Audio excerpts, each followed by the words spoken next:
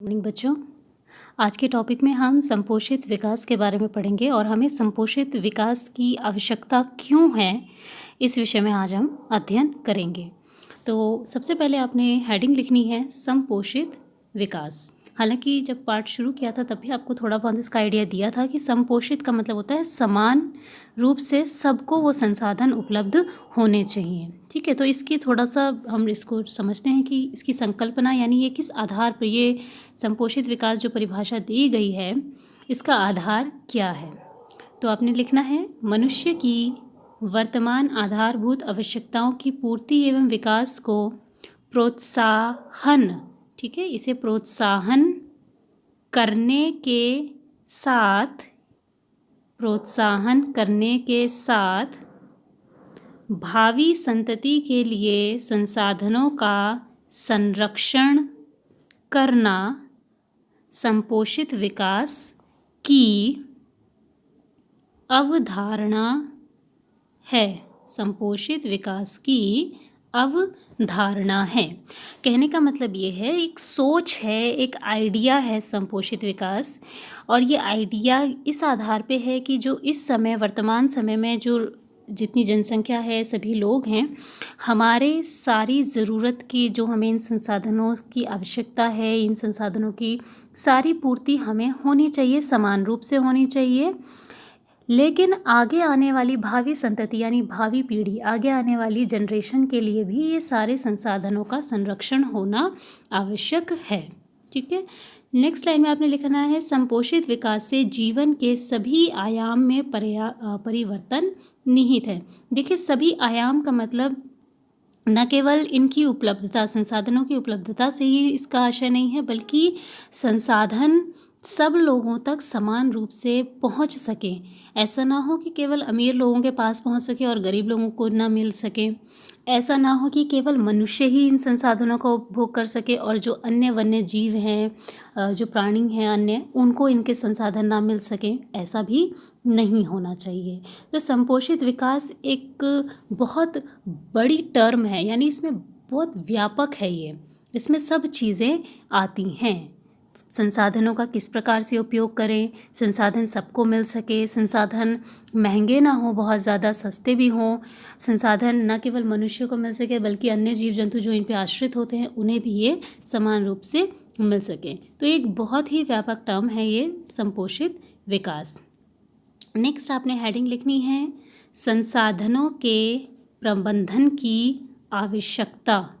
क्यों हमें ये आवश्यकता हो रही है कि हमें संसाधनों का प्रबंधन करना है, यानी प्रबंधन से मतलब है संपोषित विकास को ही एक तरीके से प्रबंधन है। तो क्यों हमें ये करना पड़ रहा है, तो इसके हम कुछ मुख्य कारणों को देखेंगे। सबसे पहला और सबसे इम्पॉर्टेंट कारण यही है, यह संसाधन असीमित नहीं है। फर्स्ट पॉइंट आप लिखेंगे, यह संसाधन या जो हमारे संसाधन हैं, प्राकृतिक संसाधन हैं, ये असीमित नहीं है। ठीक है, मतलब ये कभी भी समाप्त हो सकते हैं।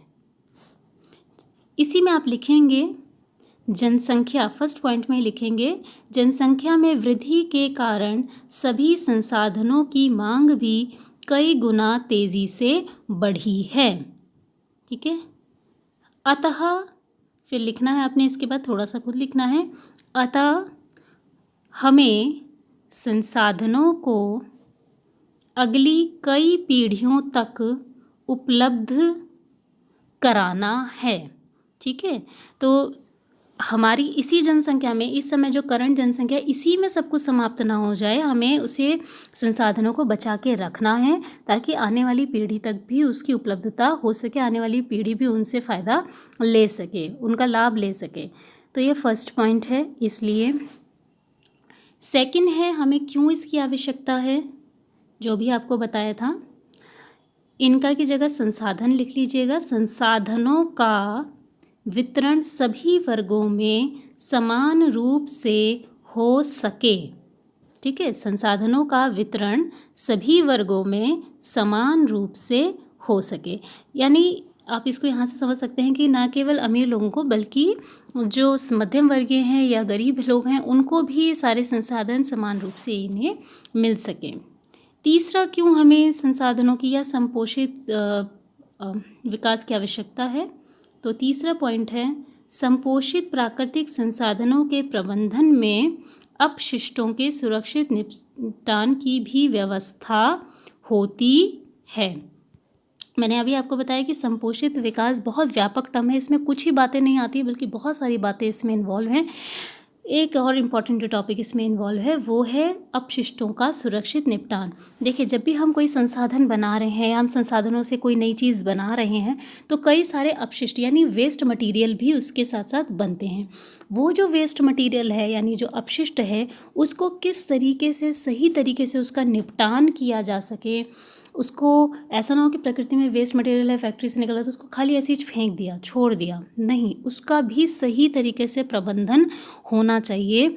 इसलिए भी हमें जो संसाधन है उनके सही प्रबंधन की आवश्यकता है ताकि अपशिष्टों का भी सही तरीके से निपटान किया जा सके। ठीक है, तो बहुत सारी बातें हैं जो कि हमें इसमें ध्यान देने के लिए चाहिए, जो हमारा संपोषित प्रबंधन है, और बहुत ही इम्पॉर्टेंट टॉपिक भी है संपोषित प्रबंधन। ठीक है, तो इतना काम आपने संपोषित प्रबंधन में आज के डेट में कॉपी में करना है।